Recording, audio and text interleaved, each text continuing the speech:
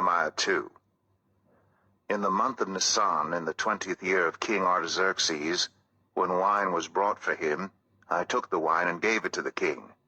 I had not been sad in his presence before, so the king asked me, "Why does your face look so sad when you are not ill? This can be nothing but sadness of heart." I was very much afraid, but I said to the king, "May the king live forever.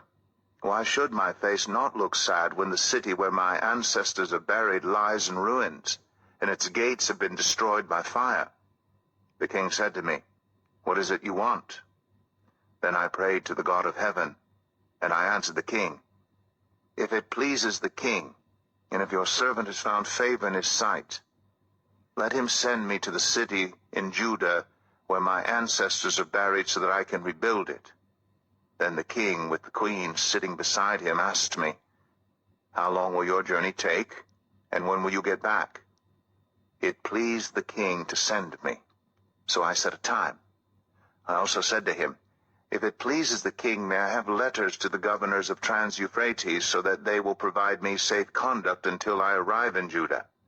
And may I have a letter to Asaph, keeper of the royal park, so he will give me timber to make beams for the gates of the citadel by the temple, and for the city wall, and for the residence I will occupy." And because the gracious hand of my God was on me, the king granted my requests.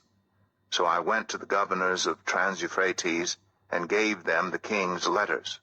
The king had also sent army officers and cavalry with me. When Sanballat the Horonite and Tobiah the Ammonite official heard about this, they were very much disturbed that someone had come to promote the welfare of the Israelites. I went to Jerusalem, and after staying there 3 days, I set out during the night with a few others. I had not told anyone what my God had put in my heart to do for Jerusalem. There were no mounts with me except the one I was riding on.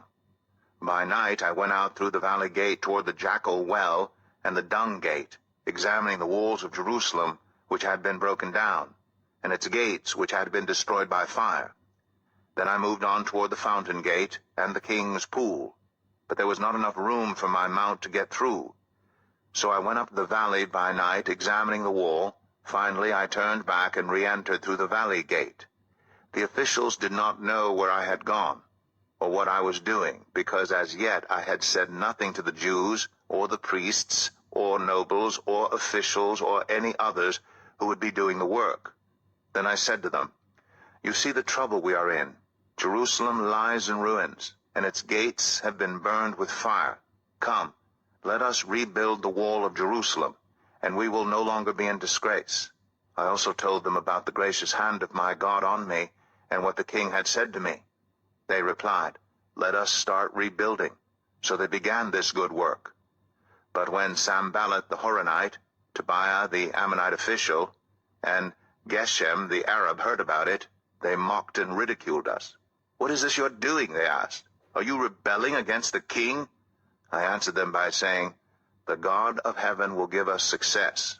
We, his servants, will start rebuilding. But as for you, you have no share in Jerusalem or any claim or historic right to it."